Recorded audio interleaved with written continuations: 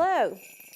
Welcome to the December edition of Pet Watch, a show about the Williamson County Animal Center and animals we have for adoption and things that we have going on. December is going to be a busy month, and my guest today to help me go through all the things that are happening in December is Penny Adams. Hi, Penny. Hi. Penny has worn her famous cat Christmas sweatshirt for us, but amongst all that disguise, I see a real kitten there. Yeah, she's got this morning to show us. This is a kitten available for adoption? It is. This is Max. Max is a female, actually. Is the last of the litter. The rest of his litter has been adopted, but we do have quite a few kittens on the kitten floor.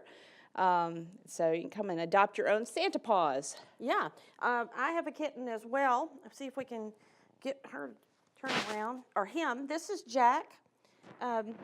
Jack is a little bit smaller. What kind of a kitten is Jack? What color, or what do you call that? It's a domestic medium hair, just a gray. Actually, we thought it was going to be a short hair when it first came to us and went to a foster home, and suddenly all the hair grew.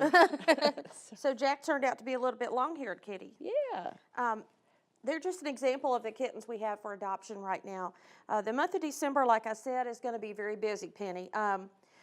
Let's talk about the holidays in our home first. What are some of the things people need to remember about holiday decorations and hazards? For you talk about cats and I'll talk about dogs. Okay. Well, the first thing foremost is if you have cats, you want to make sure that you have plants that are pet safe.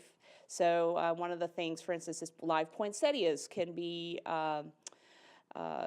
upsetting on kitty tummies, and so things like that. If you have a live Christmas tree, my advice to you is if you are putting up a live Christmas tree, put the tree up first without ornaments for a day or so. Let the cats got to get used to it. If they're going to run up it, they're going to run up it the first day, and then put the ornaments up. And if you have kittens, you may want to hold off on putting up your very breakable ornaments maybe till next year. Okay, so I guess like kids, pets can turn the trees over. So Absolutely. Trees need to be secured, very secured to the wall. And if your cat does get in the tree, it won't end up on the floor. The whole thing won't end up on the floor. That's right. Grab your camera. You might end up on YouTube, but you need to secure it. You also need to watch out for cords. When you have packages, kitties do like to gnaw on ribbon, and that's something that could be a very dangerous thing if kitties ingest ribbon. Never pull it if you see it. Just best thing to do is just be safe and go plain. And if you have icicles, don't use them around cats or kittens because that's also very dangerous for them as well. And dogs tend to eat things too. Some dogs eat anything they can find. Christmas tree, Christmas cookies wrapped under the tree, anything that if it was ingested, don't wrap it up and put it under your tree. I guess is good advice because a cat or a dog can just scratch the package open and get into it and actually hurt themselves or ruin somebody's present. Right. That's for sure. We learned at a young age, don't wrap the catnip toys for Christmas. That'll drive the cats crazy, huh? Yeah. We've had an increase in intake at the shelter the last couple of months, and a lot of that has been dogs. And I don't know what the reason for that is, other than I think there's a consciousness in the community when the weather gets cold for all animals, not just dogs. And we've just had a tremendous amount of intake, so there's a huge urgent need for adoptions. There is. I think the more, in general, people are a little bit procrastinators. They may not necessarily also make accommodations for boarding their pet. And so if they were on the fence about surrendering their animal before, they might also might make the decision to surrender it before the holidays. So just be prepared, and if you are going out of town, please book your pet sitter a month to 2 months in advance on a major holiday so you won't be scrambling at the last minute. But you're right, as it gets colder, people also are more conscious, and they have good hearts. They want to make sure an animal's not in the cold. And so if you have a community cat, for instance, you can put make a feral cat box, and we could show you how to make those online. They're insulated coolers inside a plastic bin. It's basically Yeah, it costs about with some straw. You don't want $8 to make. Yeah. and you just want to use straw instead of blankets because blankets can get wet and freeze, and that would not be comfortable for the pet. Another thing that comes to mind is when you mentioned the holidays and making your pet booking. Around Thanksgiving, we saw a lot of people we heard a lot of people who frantically called us and said, hey, do you know every boarding facility is full. So don't let that happen around Christmas. I would advise our guests or people watching, go ahead and call now. The other options other than boarding at a vet or boarding at a boarding facility are wonderful pet sitter organizations all through the community who will make a couple of visits a day to your home and take care of your pet and feed your pet. Right, and a lot of times pet sitters they cause less anxiety on the pet because it's their own territory. You're not being exposed to any other germs or stress. But if you do hire a pet sitter, please do your homework. Don't just go online and ask for a pet sitter because you want them to be bonded and insured and be liable too if something were to happen. Right. So and ask for references. Absolutely. If they don't give you references that you can contact, then that's a red flag right there. So, absolutely. We do see from time to time around the holidays where a pet has gotten out because a pet sitter has accidentally let them out. But so with a cat, for instance, it could be a neighbor that maybe come in and feed the cat once a day if it's okay, because they generally don't require a ton of care and right. A dog is a little different Right. and harder than a cat. And you mentioned if you're traveling, one thing that I'd like our viewers to remember is if your pet's traveling with you, and you need to make sure you have the pet microchipped and that information is up to date. And also when you're traveling, somebody gave me this tip, write your cell phone number on the collar. So if your dog jumps out of the car at a rest stop and you can't find it, that if someone does find it, they have your cell phone number right there in front of them. And I thought that was a good tip. That's a great tip. Yeah. So that way there's not they don't have to take it to see if it has a microchip or call anybody and look anything up. They've just got your phone number right there in front of them. And we see that happen a lot. People traveling will often post a lost dog especially. And you want to be able to reunite as quick as you can. Another thing I want to mention is that in order to alleviate the crowdedness at the shelter right now, we've got a lot of things going on in December, and we're doing There's Nothing Like Home for the Holidays campaign along with the Metro Animal Center in Nashville. And together we're trying to empty the shelters and have a silent night if we can. So the first part of that is adoption. The more animals we can adopt into permanent homes before Christmas. And what kind of special are we offering for everybody in December? In the month of December, we are having all the pets, with the exception of puppies, are going to be $25. And it's an approved application, of course. Puppies are remaining the same price at $85. And if you do adopt a kitten or a puppy that has not been altered yet, the spay-neuter fees do still apply. And you do have to be a Williamson County resident if the animal has not been sterilized yet. So this is 25 for December the 25th. That's easy to remember. Well, all month long. Right. I mean, we named it that because of December 25th, Christmas being on the 25th. Yes. So that's our price for the entire month of December at our shelter and at Metro. Each shelter posts pictures of all the adoptable pets. We post ours on our Facebook page as the new ones come in, and then we have the pet finder option. Yes, so if you go to our website, adoptwcac.org, and click on our adoptable pets feature, you can see a list of all of our animals, and we try to get them up as quickly as we can. Not all of our kittens, of course, make it on because we have so many, but we do have quite a few. I know if you want to see what's over at Metro, too, you can visit their site, which is petharbor.com, and they've got a bunch that they post on their Facebook page as well. And together we're trying to just get the word out in a massive way about all the animals available for adoption. Now, sometimes around the holidays, we all open our hearts to people in the community and to the animals in the community. And one of the ways to do that is to become a foster for an animal over the holidays.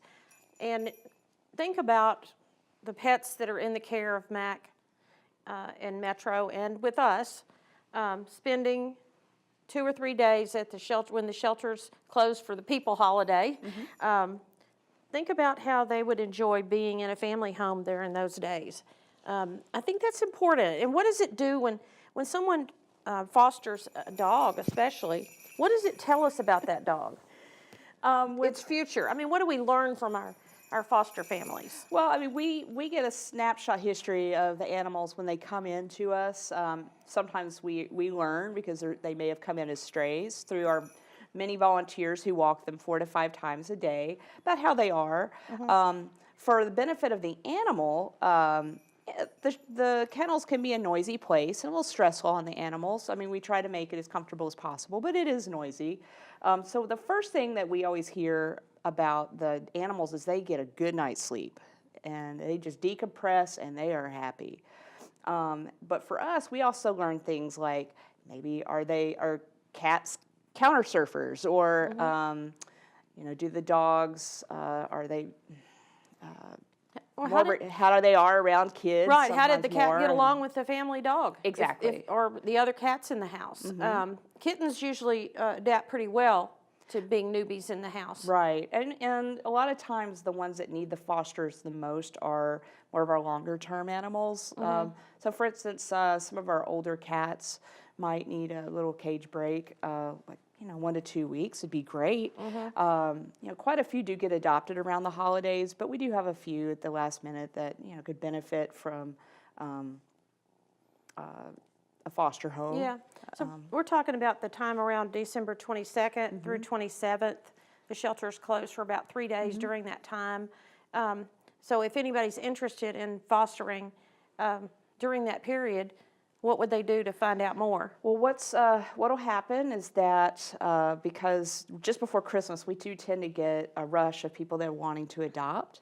So we won't necessarily know 2 weeks ahead of time what's going to be on the floor. So the best thing for the folks to do is just go ahead and fill out a foster application form. Maybe like in a perfect world, we would love an animal like XYZ.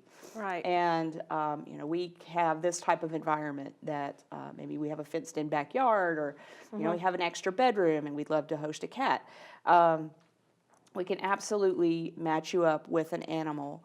Our foster coordinator would be happy to do that. So the first step is just getting on the list, and then as it gets closer to Christmas, we'll go down that list and match. And it's obviously ideal for people who plan to stay home and in this area for Christmas, or just visit family for short periods of time and not be going out of town. Yes. So if you're staying in your home this holiday season and you think you might want to welcome a kitten or a cat or a dog, we'd be happy to work that out. They would love to come for Christmas dinner. Just like our adoption process, we try to match people up foster-wise too, because not every home's ready for a big dog. Not every home needs a small kitten. So we can work it out with whatever their needs are, their wants are. And if you were ever on the fence about adopting a certain dog, certainly come talk to us, and we have a Take a Chance on Me program as well, where if you'd like to see it's like a trial adoption, we could see how that goes. Sometimes our fosters end up being what we call foster failures, but it's not a failure if it works out. Right. So it'd be also a great experience to see maybe if your family's ready to have a pet. Yeah, that's a good thing. I have a lot of people I try to counsel that are getting their first dog for their children, and they can't decide. Everybody thinks they want a puppy till you start talking about it, and then they fall in love with an adult dog and begin to understand the wonderful part about adult dogs is most of them are already house trained. They already have a personality. We know how big they're going to get. So a lot of the questions are already answered. And if you want to take one home for 3 days, we certainly allow that and encourage it. I'm glad you mentioned that program. And by the way, the foster program is not exclusive to just dogs or cats. We do have bunnies and guinea pigs. Yes, we do. We do. And we need people who are knowledgeable about bunnies and guinea pigs and might want to come and take them home as well. It'd So- be a great starter pet. Yeah, So. yeah. If especially if you happen to be allergic to dogs or cats, look into a guinea pig. Can make a great first pet, and teach a good amount of responsibility to a small child. What do you recommend for someone's age to be? I mean, Oh, I think look at it as like what the kid's ready for, you know, Yeah. on an individual basis. Sometimes, I mean, it does. If you feel like they're okay with picking up poop and changing water and changing out the bedding every few days. yeah, then Give go it a for go. it. Yeah. It could be a very mature 6, 7-year-old. It might be able to do that. It really wants a pet, and kids see it as a way to prove themselves that they might be ready for something bigger in the future. So we talked about adoption and everything being $25 this month, and we talked about fostering, and the other thing I want to talk about is donations, and I brought a few things. It is the season for giving. We have our giving tree up in our lobby, and on it are these paper ornaments with either a dog or cat's photo and a suggested donation on the back. This one just says dog toys. So I brought some of the things that we need right now. In addition to toys, here are some small cat toys. Yeah, our cat toys are probably some of the least donated items, but because we have so many kitties, they're critical for them to grow up with toys in their cage for enrichment. And you know, things like crinkle balls, those springs, the jingle balls. They're wonderful toys. The best part about them, too, is that they're plastic, so we can sterilize them between litters of kittens. What about the feather? You're doing a lot with a feather over there today. Are those available at pet stores? And Yeah. should they just be used exclusively with one cat because they do get They do. dirty? We don't want to share cooties. You don't share those, right? Right. So these actually could be found. These are just pheasant feathers. You can find them at craft stores. I like them over ostrich feathers because they're a little more durable. Somebody donated a big pack of them to us, and it's been wonderful for taking pictures and for enrichment on the outside of the cages. Now, down under here, I have a small fleece blanket that I hope people can see. These are just the inexpensive, These are the no-sew blankets. right, the no-sew blankets. They're just either yardage of fleece or already made fleece blankets that are usually like less than $3 at some of the discount stores in multiple colors. And we fringe the edge and then tie 2 or 3 layers together with just a simple knot. Yeah, I think these were donated by a Girl Scout troop. It was a service project. And then we use these inside their kennels on their beds, and you can make them even like 2 by 2, and they could go into per palace. And so they're very durable, and the cats love them because they're nice and soft. And if you don't know what size they need to be, you can just donate the blankets themselves, and we'll get someone to do the project of fringing it and tying it together. We also have a couple of dog toys here that we need for enrichment. This is a Kong, which is a hard rubber toy that contains a surprise. Yeah, our dogs get peanut butter enrichment, and inside these in their kennels, and they're very durable. You stick the peanut butter inside with like a knife, and then they got to lick it out. Okay, so it takes some time, and it's not them just constantly gobbling down their food. They have to use their mind, and that's what enrichment toys are about, is engaging the animal's mind during the hours that it may be idle between visits, or when we leave the shelter at night is the time that the Kongs are usually handed out to the dogs. And we always need more Kongs because they can be destroyed. Yes, they get a lot of love. They come in different sizes. I want to be a testing lab for Kong because it's almost indestructible. Yep. Yeah, and we always need the smooth, regular peanut butter to put inside.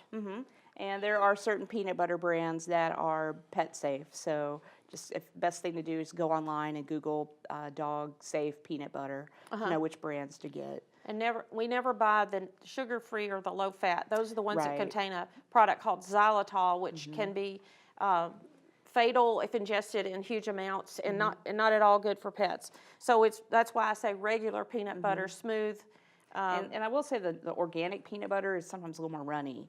Yeah, it's So hard to get the oil to mix in with it. Yeah. So we need the good old Plain old stuff. Plain old stuff. The good old stuff we all Nothing made peanut fancy. butter sandwiches with when we were kids. I'll tell you another fun. I didn't bring one today, but Frisbee. We've been seeing online that Frisbees hung on the outside of the kennel with peanut butter have been really nice lately too. So if you have some old Frisbees, those would be great. Oh, for okay. us. They hang them on the outside, and then the dog licks them. Yeah, you put Yeah. peanut butter on it, and then you just. I'll have to show you the video sometime. It's really neat. The kennels Yeah. are quiet except for the licking. Except clack, clack, clack, clack, clack. All the Frisbees Yep. hitting the. They love it. This one likes to play with the dog toys. So I don't know they're playing with cat that. dog. So let's talk about other dog enrichment would be things the dog can chew on. The Benabone is a hard plastic, indestructible bone that's great. It lasts a long time, and we can run it through our dishwasher. So we can share the Benabones. And then cats and dogs both like things with fringe and cloth. And what do kittens do when they have a cloth toy? Do they learn to use their claws, or do they teeth on it, or what do they, or just play to amuse themselves? The cloth toys are not really as enrichment wise for the kittens as the jingle toys or like the foil toys. Yeah. But for the older cats, you could take even like a no-sew type thing or old socks and stuff it with stuffing and catnip and make those type of sensory, the scent toys for them. Now let's talk about other wonderful gifts would be any kinds of really nice dog collars. We like to send our dog adopters home with a goodie bag that contains every a dog leash and a collar. Every dog that comes in the shelter gets a collar, and we would love for them to all have that opportunity. So medium and large dog collars, they don't have to be fancy. This just plain collars. We appreciate those. We go through quite a bit. Clip-on leashes are great. We do have the slip weeds that we already provide, but the clip-on leashes are a nice bonus. Now let's talk about food needs. We've got a couple of cans of cat food here. Yeah, so start out to mention that all the dry kibble that we have at the shelter, Mars Pet Care helps us out with that, graciously donate that food to us. So we're good on that front with the dry dog and cat food. Now, the wet food, we don't give wet food to the dogs unless there's a medical reason. But the wet food for cats we do need, and it like Friskies is a great brand, but we Nine Lives is great. Stuff with gravy they tend to love. So we supplement the food provided Yes. for each of the shelter from Mars. We supplement with some wet cat food. And kitten food, wet is also something that we need, and there are some specialty small kibble kitten food that we do need, and it's on our wish list. Now, our community has a pet food bank for people who might be in need and might have a financial need that they can't afford the dog or cat food that they need. It's coordinated through Meals on Wheels, and what Meals on Wheels does is finds people in the community receiving their meals each day that have a pet, and they say, hey, how's your pet? Good to see you today. How's your pet doing? And they say, well, I'm a little low on dog food and I don't have enough money this month to purchase more dog or cat food. So in that case, people can donate any type of food they'd like, and we will get it to that pet food bank. They'll take unopened new bags, Unexpired. unexpired and unopened, of dry and wet food of any kind for a cat or dog. Correct. So that's a good way to help in the community, and it would really be nice for a senior to get a little gift of a dog food. I'm not sure if they break it up into. It would probably be best if it's unopened. Yeah, Because this then we is the could way see it's it. broken up, maybe Right. at the food bank, Right. so they can hand this to the Meals on Wheels recipient and not give them a 50-pound bag. Right. It goes farther and it lasts longer and it's fresher that way. So we have people in our community doing that, and if people want to give either to the food pet bank or the shelter during the holiday season, what's the best way to find out if they forget what we've said today? How can they find out what we really need? Well, our wish list is online at adoptwcac.org. If you go under the Donate tab, you can see our wish list. For the latest information, we post on our Facebook page of our most immediate needs. The pet, by the way, all the donations for the pet food bank, you can just bring them onto the shelter 24/7. We have blue bins out front. Right. And so if you aren't sure if it's something we need or if it's something that would go to the pet food bank, just drop it off and we'll make sure it gets to the right spots. Right. And if you look at that website, adoptwcac.org, there's actually a link to our Amazon wish list, and you can actually go on Amazon, order the items, and have them shipped to the shelter. So it's a easy peasy, as you say, easy peasy way to. And as a bonus, if you use Amazon Smile or adoptashelter.com, we actually get a portion of the proceeds back to the shelter. So it's a win-win for everybody. Wow, it's a donation for a donation. Yes, It's yes. a double donation.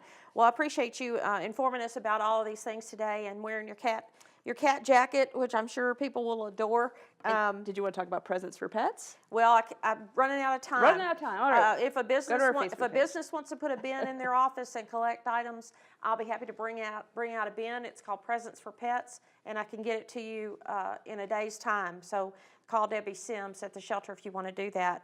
I want to mention our December rabies clinic. Rabies and microchips is Saturday, December 15th.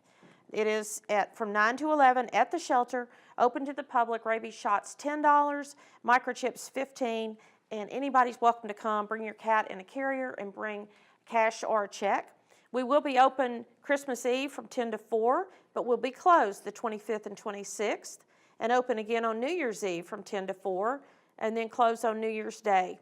The shelter is located at 106 Claude Yates Drive, right next to Franklin High School. You can find out more at adoptwcac.org about how to become a volunteer or the things that we need for the animals at the shelter and how you can help us. We're open Monday through Friday from 10 to 6 for adoptions and Saturday from 11 to 3. I hope you've enjoyed learning about what's going on in December at the Williamson County Animal Center and that you will come and see us very soon.